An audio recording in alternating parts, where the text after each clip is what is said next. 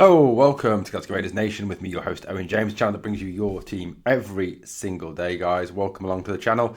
It is Sunday, the 23rd of February. It is one of those days where you've got to kind of sit there as a fan and try and make sense of everything that's going on with the club. You know, I think in a nutshell, you kind of had in this last week just gone what it was to be a Rangers fan. We had if we go all the way back to Sunday, we had an absolutely dreadful performance against Hearts where we were battered for 90 minutes. We were outplayed for 90 minutes, yet somehow managed to win 3-1. It was a dreadful performance, let's face facts, but we got a result. And I know it was the happy clappers' favourite thing because they got a result and they could obviously go back to telling us realists, us real fans, that we're wrong. Then obviously we had the excitement of the week where the takeover talks began. And obviously all these stories about the San Francisco 49ers group taking over Rangers came to light. Now, the latest obviously on that is that it looks like a 51% stake for this American consortium headed by the Niners Enterprises Group and Parag Marathe. And obviously then going into that as well, that should be done by June. That's what we're being told, that the deal will be done by June and that we will have new owners by June. So obviously still a little bit of a way to go, 4 months. A lot can go on in 4 months. And the present board have to continue to, try to run the club as best as they can, given the fact they are absolutely useless. Until June, they cannot just say, well, no, that's the matter for the new people. That's the matter for the new people. Just leave it. Because the longer you leave something to fester, the worse it gets. The harder it is to undo. And we obviously talk in that no small part about the manager, Philippe Clement. I think, the key question that we all have to ask this morning is, how bad does it have to get? Genuinely, how bad does it have to get before something changes? Look, we all heard Patrick Stewart talk during the week. I mean, as I said on my video at the time that I released, I was very unimpressed by what he had to say. Basically saying that the club no longer cares about domestic football and it is all just Europe, and that's all that actually matters to the club now. Maybe that explains the shit performances today and to date. CJ Nova suggested on his video as well, didn't he? Those of you who watched the fantastic CJ. You got the chief executive officer of Rangers coming out and saying that, domestic football doesn't matter really because it's all about Europe, because that's why Clement's still got a job. So basically saying, you just forget it. You're rubbish in the league, that you're rubbish in the cup. Don't worry about it. You can be as crap as you want. You can lose to teams that we should be beating, teams that, that have got no right to come to Ibrox and win. And it doesn't matter because we're still in Europe. But we'll probably get knocked out in the next round anyway by Fenerbahce. So, hey, look, then what will it matter? Then what will have to, I don't know.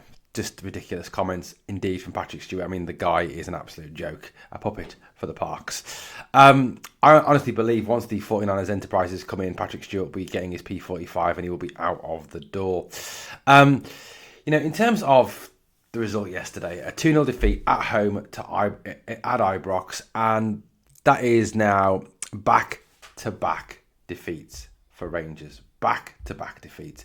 Guys, back-to-back home defeats. Makes it even worse. And back-to-back defeats to St Mirren as well. That's right, we lost our last game to St Mirren at their place. We now lost at Ibrox as well. And you know what? That's pretty shocking. Back-to-back home defeats. Back-to-back losses to St Mirren.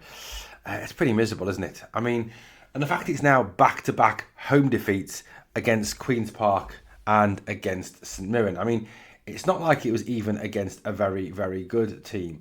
I mean, it's not like it was against Celtic. It's not like it was against Tottenham or Arsenal or Chelsea or PSG or Inter Milan. It was against St Mirren and Queen's Park. Now, first of all, before we carry on, I want to say well done to St Mirren. I mean, yesterday I thought St Mirren were absolutely fantastic.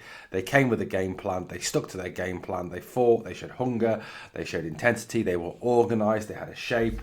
They were just superb. So, fair play to them. Fair play to them. They did deserve the points yesterday. They really did deserve their points. So, fair play to them. Absolutely bang impressed with what they did. Bang impressed with what they did. But, look, as much as you say that, and without wishing to be insulting to St Mirren, that is a game that we should be winning. That is a game that we should not be losing. There's no way that this club, Rangers, should be losing a home game to St Mirren, and that's not being disrespectful to St Mirren. That's dealing with the reality of the situation. That's dealing with the fact that our squad is valued in terms of transfer fees and player numbers around 80 million euros. Let's say 80 million pounds. It's 80 million pounds. Theirs is valued at 8.3 million pounds. 8.3 million. That's right. So 80 million against 8.3 million. Now we keep hearing from Philippe Clement, don't we, that it's when we go up against Celtic, when we go up against in Europe, we're boxing above our weight, and any sort of result is a miracle, and we shouldn't expect a lot because different checkbooks, blah blah blah. Yet he doesn't seem to see that the same applies both way round. The fact that we are 10 times the value of St Mirren and spend more money than St Mirren, on players and player wages, that we should not be losing to St Mirren. So look, Clement, let's face it, Clement is an idiot. He really is. And I've got to say, watching his post-match press conference, I don't know why I watched it, because it was just the same old. We talk about a nervousness. It's not a nervousness, Philippe. There's no nerves in it at all. Nerves is when you're scared. Nerves is when something's worrying you or something's playing on your mind. That today was not nerves. That yesterday was not nerves. It was not something. It was just genuinely shit play, because the team were very poorly organised. The team didn't play with a set style. The team played passive, boring, turgid football yet again at home, and couldn't break down St Mirren, who high pressed us, low pressed us, middle block, low blocked, and did everything in that game. Worked their backsides off, and rightly so. But they got the result, and I think 2-0 kind of flatters us. But look, I'm just bamboozled by the whole situation. It really is genuinely awful. It's not acceptable. It is unacceptable for a Rangers team and a Rangers manager to be this far behind Celtic, and also the fact that we were so poor again for the second week in a row. It's just not acceptable. It is unacceptable for this club. It really is. And, people talk about, it's the players. Yes, it is. Okay, partly it is the players. They're the ones that go out on the pitch. They're the ones that influence the results. But you've got to remember, it's the manager that motivates them. It's the manager that organises them. It's the manager that gives them a set of tactics to work to. It's the manager that gets them, on the pitch and gets them fired up and ready to go on the pitch. Clement quite clearly doesn't do that. People talk about, you've got to give him time because he's had no money, which is incorrect. He's had 20 million. He spent more than Michael Beale. People talk about, the fact, Steven Gerrard was given 3 years. Well, yes, Gerrard was given 3 years, but in those years, you could see progress. You could see what Gerrard was trying to do. You could see how Gerrard was moving the team forward, how he was, how he was actually getting this team, in the Rangers team at that point, at that time, into a winning machine. Then fast forward to now, 20 months after Clement was appointed, you can't see a style, you can't see what he's trying to do. The team is not making progress, it is not getting better. If anything, it's getting worse. So, there's quite clearly not, but it's not even the same thing. So those of you who are suggesting the Gerrard comparison, please understand it's not the same at all. Clement, to me, has just reached that point now where, for his own good now, it's like when you've got an animal that's sick and beyond help, you have it put down for its own health, for its own good, don't you? Because it's in pain, it can't cope anymore. That's what you see with Clement now. He genuinely doesn't get it. He doesn't understand this club. He doesn't understand what it is to manage this club. He doesn't understand how this club is run. He doesn't understand anything about it. You listen to his post-match press conference again. He talks, about getting fans back on side. No, Philippe, it's too late. It's gone. It's done. You know what? You could go around and give every fan $1,000, and they still wouldn't be on your side. They genuinely wouldn't. He genuinely has reached a point where he has lost the plot and he needs to go. He genuinely needs to go. This is getting worse, it's not getting any better, it's getting worse. And he is to blame. He is the man who motivates the team, picks the team, gives the team its tactics, its shape, its style, and he's failed on all those levels. He's failed massively on all those levels. Like I said, the players don't get away scot-free from today. They were very, very poor today. You can't really pick out any of them as standing out. Any of them are deserving a high mark out of 10. They certainly don't. They were all poor. So, we're in a position where we need to change the manager.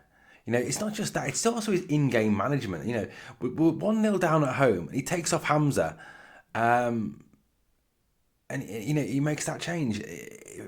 I mean, either go with stick 3 strikers on there, stick Danilo on there with Dessers and Hamza, or do what you know works, which is play Hamza and Danilo from when they're together. They work really well off each other and they play really well.